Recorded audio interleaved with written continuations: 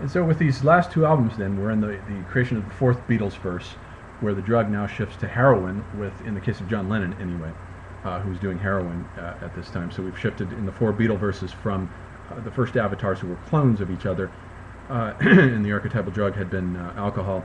In the second Beatle verse, the archetypal drug then switches to marijuana, in the third to LSD, and now in this fourth Beatle verse with these last two albums, we have heroin entering into John Lennon's life, and we have the creation of the hippie Beatle. Basically, this is the period of the peace, love-in persona of John Lennon happening at this time. Now, in 1980, of course, John Lennon was killed by Mark David Chapman, and this took place in December of that year. And whereas the Beatles' muse had inspired them to create these great works of art, Mark David Chapman's muse, as it were, inspired him rather to kill the avatar of John Lennon. The irony is that he thought he was killing the real John Lennon, but it was really the avatar that he wanted to kill.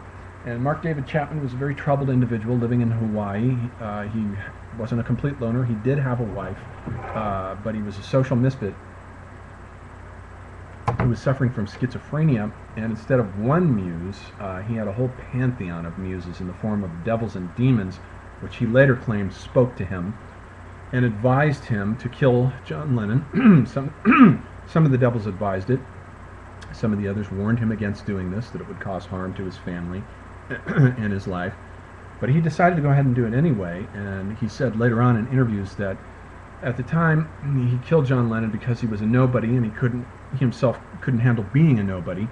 So he wanted to become somebody by attaching himself to a great name.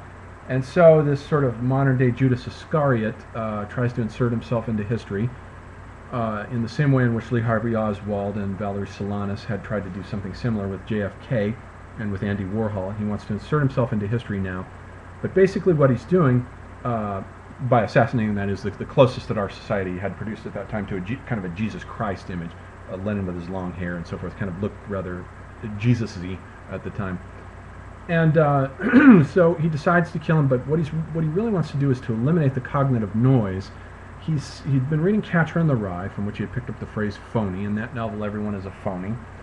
And he had thought that Lennon was a phony because there was this cognitive dissonance between Lennon, the rich man, but yet who had sympathy for the poor, Lennon, who advocated peace with his peace bed love sit-ins, but yet he was this self-involved, narcissistic, rich celebrity living in his own private world. So there was all this cognitive noise, and because Chapman could not resolve that cognitive noise, he decided to try to destroy Lennon. But he was really trying to destroy Lennon's avatar. And so the gunshots against Lennon more or less are a bomb hurled at hyperreal culture and all of its realm of doubles, phantoms, ghosts, and adorus, which cause trouble especially to individuals who are unstable. It's debatable whether it's the culture that's destabilizing them or whether they are already unstable, and the propensity to create doubles, adorus, and avatars and doppelgangers makes their situation worse, or whether it creates it. That's a debatable issue that I don't want to get into. But suffice it to say, he makes up his mind to go and kill John Lennon, and so he flies to New York in 1980, makes a couple of attempts at it, finally gets around to doing it, waits around, sees Lennon come out of his car, asks him to sign his album. Lennon does so, and then he goes to the recording studio where he's recording Double Fantasy and the last couple of albums with Yoko, and he returns to the Dakota apartment building later that night about 11 o'clock, and as he's getting out and walking up the path, Mark David Chapman pulls out the gun and fires 5 bullets into his back, which then kill him, and David Chapman is put into basically a mental ward. And he gets off basically because he's deemed insane, as he clearly obviously was, and as he admitted later when he was on Larry King. And so we have the creation of there's a myth there of Yoko Ono as the great mother with the Pietà, the dead, dying, and reviving flower god that Lennon is plugged into here by this action.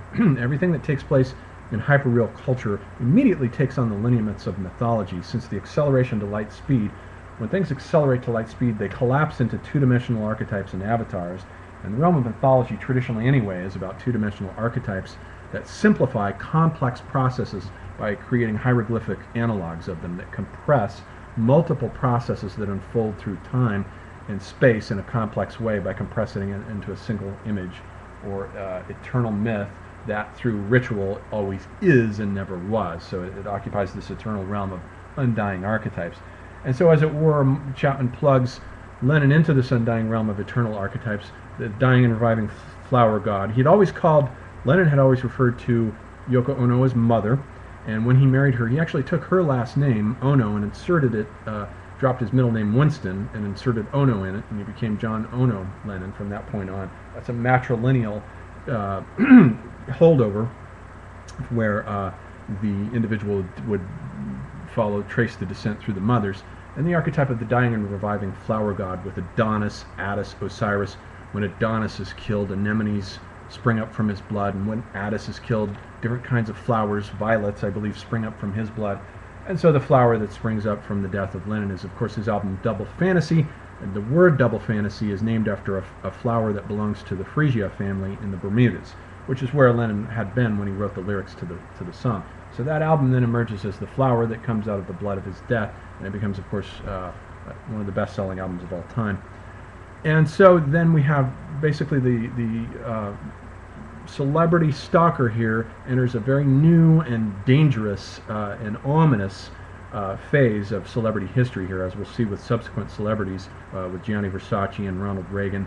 It becomes a very troubling phenomenon that when an individual accelerates themselves to light speed and produces doppelgangers, the doppelgangers act as phantoms that can destabilize individuals. You have the myth of Homer singing to the muses, as the Beatles did, inspiring great creativity. But you also have the Furies in Aeschylus's Oresteia, who can rise up and demand that the god be slain and killed, and they trouble Orestes, and he has to go and kill his mother due to the voices that he's hearing in his head, basically the Furies, who want the blood satisfaction because he has killed his mother, and that's something you can't do in the matriarchal traditions.